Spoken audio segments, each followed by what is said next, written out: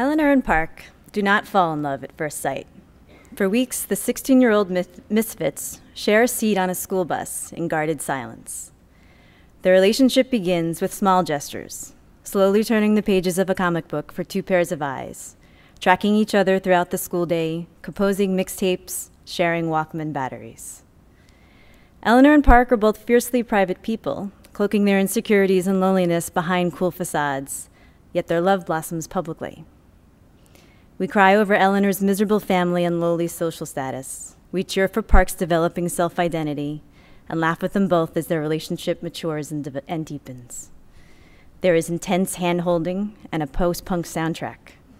It is a beautiful and unforgettable story of imperfect first love.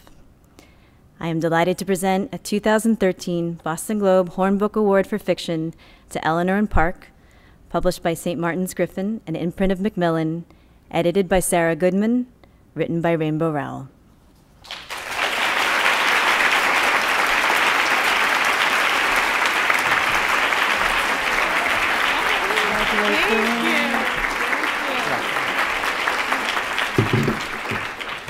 Thank you, Roger.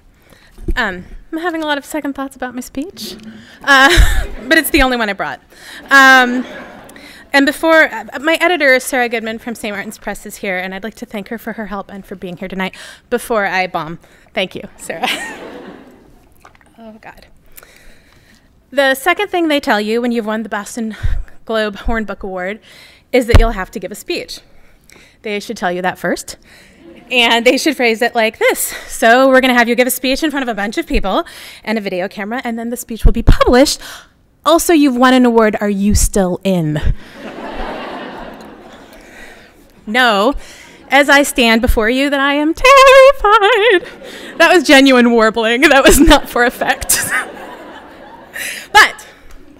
But, hopefully that will help me make my case.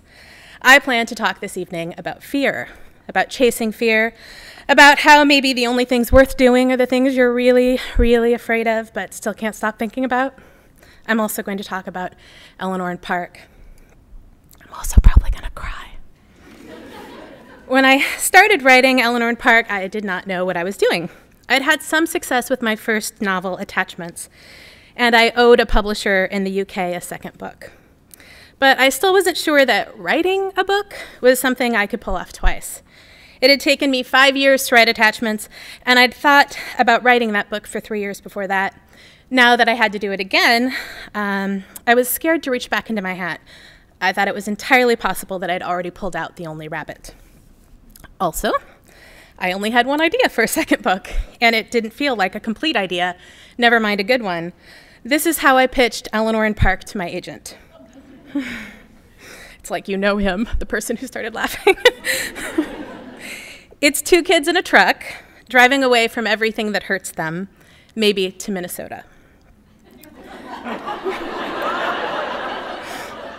A few of you have read it. Okay.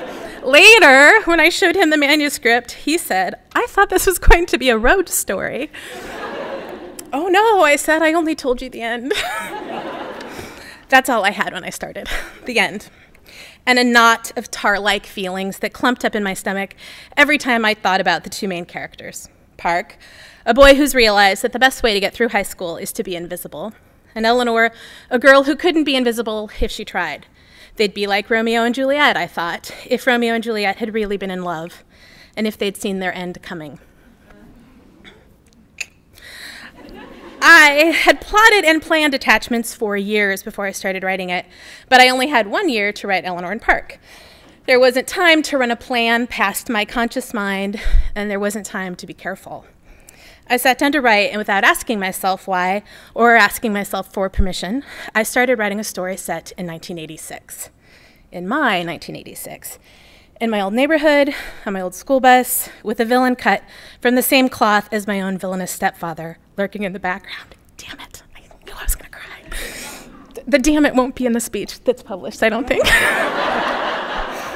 All right, where was I? All right, villainous stepfather.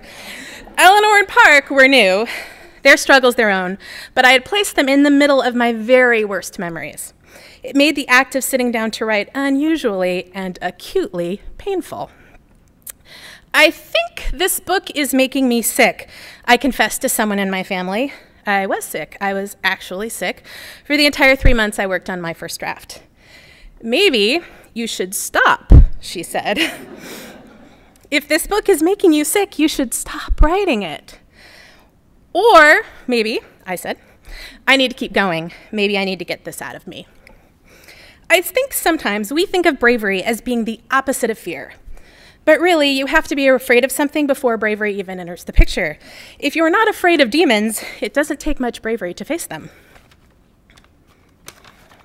I was afraid to face the book that was coming out of me. And I was afraid it was a book that no one wanted. It was nothing like my first book, Attachments, and like Attachments, was pretty much the only thing I'd promised the publisher. Also, it was about teenagers. Did that make it young adult? I didn't know anything about young adult literature, but I didn't know anything about anything, so maybe that didn't matter. I was so afraid and so insecure and so clueless about what I was supposed to be doing that my fear almost became irrelevant. I was so far outside my comfort zone, there wasn't a safe, known path for me, forward or backward. I remember writing the telephone call between Eleanor and Park, their first private conversation, and feeling like the scene was out of control. Too drawn out, too dramatic, just way too much. And then I thought, God, at this point, there's no use writing myself in. Like, there's just no point.